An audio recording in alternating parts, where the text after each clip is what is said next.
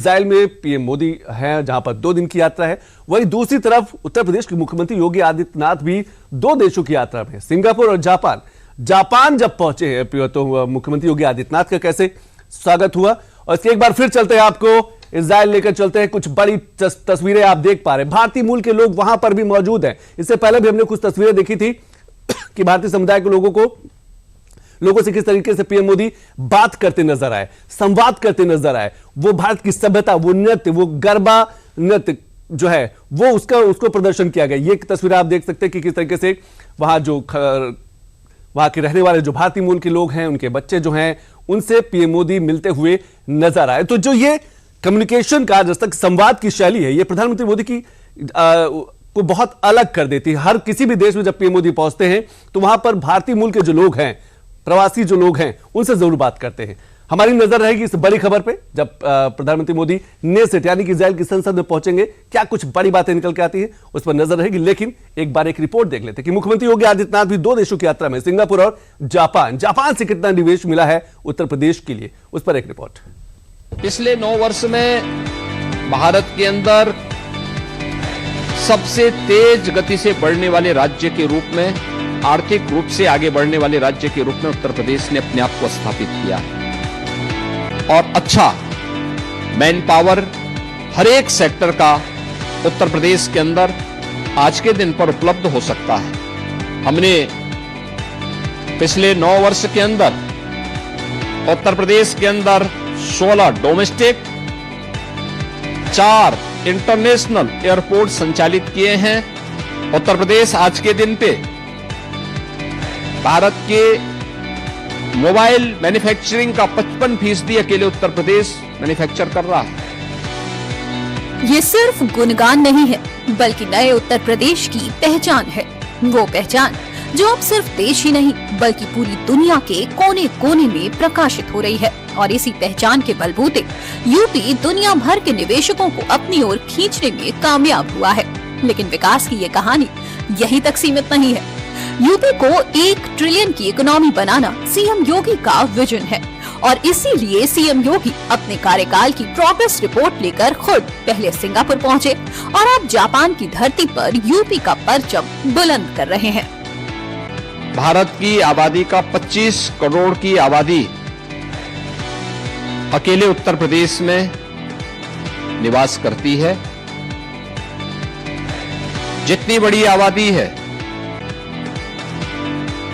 उतनी ही बड़ी चुनौतियां भी हैं, और जितनी बड़ी चुनौतियां हैं उतनी बड़ी संभावनाएं भी उत्तर प्रदेश के अंदर हम सबको देखने को मिलती है। और उन संभावनाओं को जमीनी धरातल पर उतारने का पिछले 9 वर्ष के अंदर हमें सौभाग्य प्राप्त हुआ है। आज उसका परिणाम हम सबके सामने है। पिछले 9 वर्ष में भारत के अंदर सबसे तेज गति से बढ़ने वाले राज्य के रूप में, आर्थिक रूप से आगे बढ़ने वाले राज्य के रूप में उत्तर प्रदेश ने अपने आप को स्थापित किया है। और 9 वर्ष में उत्तर प्रदेश ने अपनी अर्थव्यवस्था को 3 गुना करने में सफलता प्राप्त की। प्रति व्यक्ति आय को लगभग 3 गुना करने में सफलता प्राप्त की। भारत की अर्थव्यवस्था में कभी उत्तर प्रदेश एक बीमारू राज्य माना जाता था। आज उत्तर प्रदेश बीमारू राज्य नहीं, बल्कि भारत की इकोनॉमी का ब्रेक थ्रू बनकर के एक ग्रोथ इंजन के रूप में भारत के विकास में अपना योगदान देने के लिए पूरी मजबूती के साथ खड़ा है। बुधवार को जापान पहुंचे सीएम योगी ने टोक्यो में निवेशकों को अपने खास अंदाज में संबोधित किया। कई बड़े उद्योगपतियों से मुलाकात की, निवेशकों से बात की, कई बैठकों में शामिल हुए, भारतीय लोगों से भी मिले, और इन सब का लक्ष्य सिर्फ एक था, यूपी में बड़े स्तर पर निवेश। हर एक सेक्टर में, एजुकेशन में, मेडिकल हेल्थ में, सेमीकंडक्टर क्षेत्र में, डाटा सेंटर क्लस्टर की स्थापना करने के क्षेत्र में, renewable energy and hydrogen energy के क्षेत्र में भी उत्तर प्रदेश में निवेश की अनंत संभावनाएं हैं और इन अनंत संभावनाओं को आगे बढ़ाने के लिए उत्तर प्रदेश आज जापान के आप सभी बिजनेस लीडर के साथ यहां पर संवाद बनाने के लिए आज हमारी पूरी टीम उत्तर प्रदेश से यहां पर उपस्थित हुई है। इंडस्ट्री लीडर का आह्वान करूंगा कि भारत के सबसे अच्छे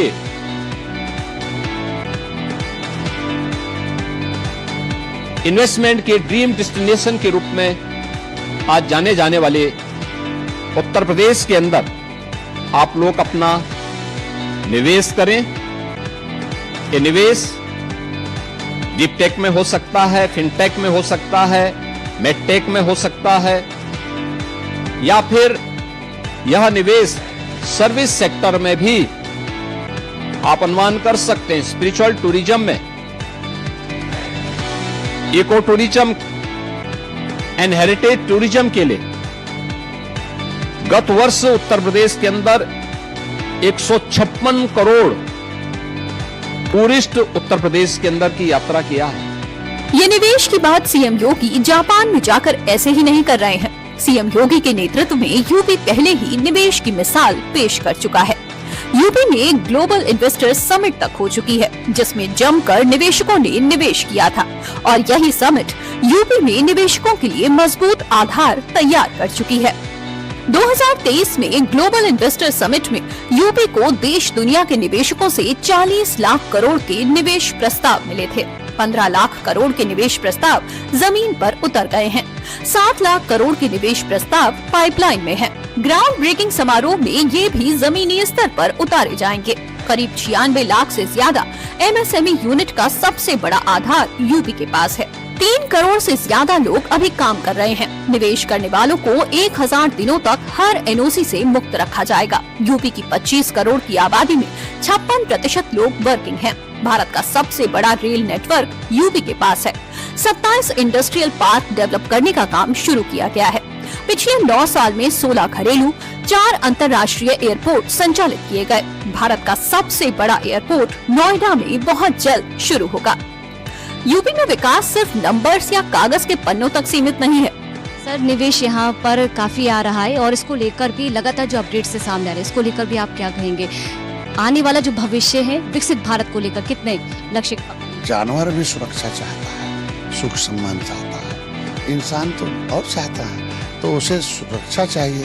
उत्तर प्रदेश में सुरक्षा मिल गई है, पैसे की सुरक्षा चाहिए वो भी मिल गई, व्यक्ति की सुरक्षा चाहिए वो मिल गई, प्लेटफॉर्म चाहिए कि उसको इंफ्रास्ट्रक्चर माल कहाँ बेचेगा, कैसे जाएगा, सड़कें नहीं थी, रोडवेज, एयरवेज, रेलवेज, वाटरवेज हो गया, और नीति चाहिए, सरलीकरण हो कि उसको गुंडा राज न हो, इंस्पेक्टर राज न हो, उसे कानून का राज हो। तो कानून बनाने का काम हम लोग करते हैं कि सरलीकरण हो गया आराम से, कि 1 विंडो सिस्टम हो गया, ईडी बिजनेस हो, तो ये चीजें रही उत्तर प्रदेश के, तो इसलिए लोग निवेशक बढ़ रहे हैं। आखिरी सवाल है आपसे, मुख्यमंत्री योगी आदित्यनाथ विदेशी दौरे पर हैं। अखिलेश यादव यहाँ पर कहा जा रहा है कि राजनीति कर रहे हैं, कह रहे हैं कि आप विधायक लाए तो मंत्री बन जाए, सत्ता में आए, तो इसको लेकर भी आपका क्या स्टेटमेंट है? देखिए, मैंने वो अखाड़े पहलवान तैयार करते थे, कभी ये नहीं कहे होंगे कि आ जाइए हम ये कर देते। अभी भाड़े पहलवान इंतजार कर रहे हैं, तो भाड़े पहलवान से राजनीति नहीं होती। इसलिए साबित होता है इनके पास अखाड़े पहलवान नहीं है, भाड़े पहलवान खोज रहे हैं। और यहाँ एनडीए के साथ भाड़े पहलवान नहीं, अखाड़े पहलवान, इसीलिए हम लोग सत्ता में केंद्र में। तो ये थे हमारे साथ संजय निषाद जी, और अखिलेश यादव की तरफ से लगातार बड़े जो बयानबाजी है वो की जा रही है, और इसके अलावा मुख्यमंत्री योगी आदित्यनाथ का सिंगापुर और जापान दौरे को लेकर किस तरह से बड़ी जो उपलब्धियां हैं वो प्रदेश के हाथ लग रही है, इसको लेकर तमाम जानकारी दे रहे थे। कैमरामैन विवेक के साथ मैं पूजा पांडे, दूरदर्शन उत्तर प्रदेश। जमीन पर काम भी दिखता है और सीएम योगी की नीतियों का असर भी। इसी के दम पर सीएम योगी जापान से निवेशकों को यूपी में आने का इनविटेशन दे रहे हैं, क्योंकि जो निवेशक यूपी में रुचि दिखा रहे हैं उनके लिए सीएम योगी ने ऐसा माहौल तैयार किया है जो नजीर बन चुका है।